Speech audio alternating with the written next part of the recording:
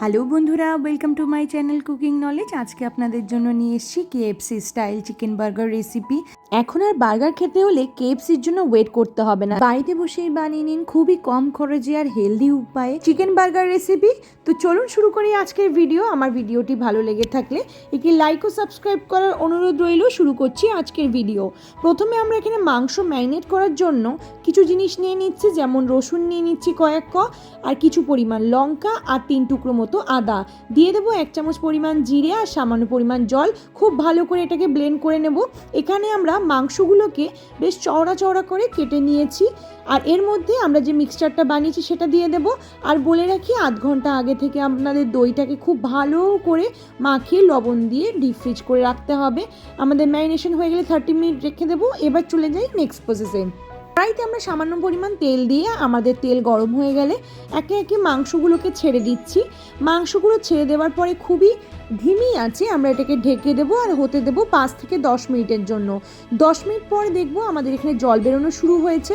এটাকে খুব বেশি ঘাটাঘাটি না করে বাকি যে মিশ্রণগুলো ছিল একটু একটু করে মাংসের উপরে দিয়ে দেবো, আবার ঢেকে দেবো। এবার দেখুন শেষবার আমাদের 20 মিনিটের মধ্যে এটা পুরো শুকিয়ে আসবে আর মাংসটাও পুরোপুরি সিদ্ধ হয়ে আসবে।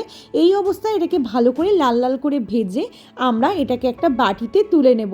চিকেনগুলো কিন্তু ভিতর থেকে যতটাই সফট হবে আর বাইরে থেকে একটু হালকা হালকা লাল হবে, তবেই কিন্তু খেতে ভালো লাগবে। এবার চলুন নেক্সট প্রসেসে চলে যাই। এখানে আমরা বার্গার বান নিয়ে নিয়েছি। বার্গার বানগুলোকে মাঝখান থেকে একটা ফালিয়ে দিয়ে নেব আর অন্যদিকে কড়াই চাপিয়ে দেব। কড়াই চাপিয়ে দেওয়ার পর কড়াইতে সামান্য পরিমাণ বাটার দিয়ে নেব। বাটারটা হালকা গরম হয়ে গেলে যে কেটে রাখা বানগুলো আমরা একে একে কড়াইতে দিয়ে দেব।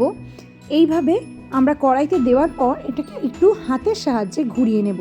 হাতের সাহায্যে ঘোরালে আপনারা একটু চেপে ঘোরাবেন, যাতে পুরো জিনিসটার মধ্যে ভালো করে বাটার লেগে যায় আর একটু ভালো করে ভাজা হয়ে যায়। বানগুলো সেকা হয়ে গেলে এবার আমরা চলে যাব নেক্সট প্রসেসে। এখানে আমরা প্রথমে বার্গার সস বানিয়ে নেব। বার্গার সস বানানো খুবই সহজ। আপনাদের কাছে মিওনিজ থাকলে মিওনিজ ইউজ করতে হবে, আর তার সাথে দিয়ে দেবে কিছুটা পরিমাণ চিলি সস আর কিছুটা পরিমাণ টমেটো সস। ব্যাস এটাকেই ভালো করে একটা মিক্সচার বানিয়ে নেবে। আপনাদের বার্গার সস একেবারে রেডি হয়ে যাবে অ্যাপ্লাইয়ের জন্য।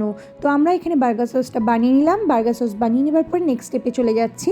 আমরা যে সেঁকে রেখেছিলাম বানগুলো, তার নিচের ভাগটা আমরা দিয়ে বার্গার সস যেটা বানিয়েছি সেটা ভালো করে প্রলেপ লাগিয়ে নেব। এইবার বার্গার সসের কতটা পরিমাণ দিতে হবে সেটা সম্পূর্ণ নির্ভর করছে আপনারা কতটা পছন্দ করেন মেয়োনিজ তার উপরে। তবে বেশি দিলে আপনারা খেতে অবশ্যই ভালো লাগবে, কিন্তু এতে বেশি ফ্যাট থাকে, তো আমি খুব বেশি দেবো না। এবারে বার্গারের জন্য কিছু জিনিস কেটে নিতে হবে। লেটুস পাতা, পেঁয়াজ, টমেটো, শসা স্লাইস এরকম গোল গোল করে আমরা কেটে নিয়েছি। এবার কি করতে হবে, বার্গারের উপর এক এক করে লেটুস পাতা দিয়ে দিতে হবে। লেটুস পাতা আপনারা যদি বেশি হেলদি বানাতে চান তো একটা জায়গা দুটো ইউজ করতে পারেন। তো আমরা এখানে লেটুস পাতাগুলো এক একটা করে বার্গারের উপরে দিয়ে দিলাম।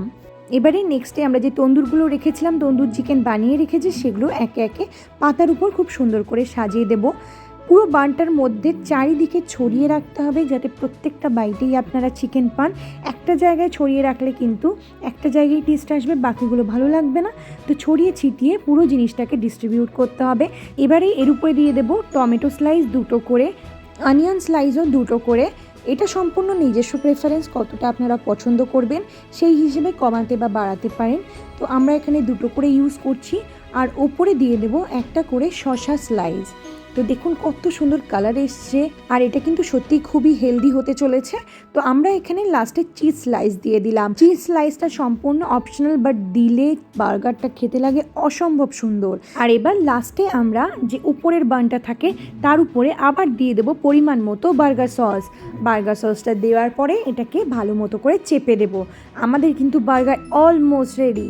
তো এটাকে আপনারা এনজয় করতে পারেন, আর বাচ্চাদের দিলে এটা কিন্তু বাচ্চারা খুব খুশি হয়ে খাবে। আর বাড়িতে বানানো খাবার অলওয়েজ হেলদি হয়। বাইরের খাবার সবসময় না দিয়ে বাড়িতে বসেই বাচ্চাদের আনন্দ দান করুন। বাচ্চা থেকে বড় সবাই খুব খুশি মনে খাবে। আমার ভিডিওটি ভালো লেগে থাকলে একটি লাইক ও সাবস্ক্রাইব করার অনুরোধ রইল। আপনাদের সাথে দেখা হবে নতুন এক রেসিপির আইটেম নিয়ে। ততক্ষণের জন্য টাটা বাই বাই। সবাই খুব ভালো থাকবেন আর ভালো রাখবেন। Thanks for watching.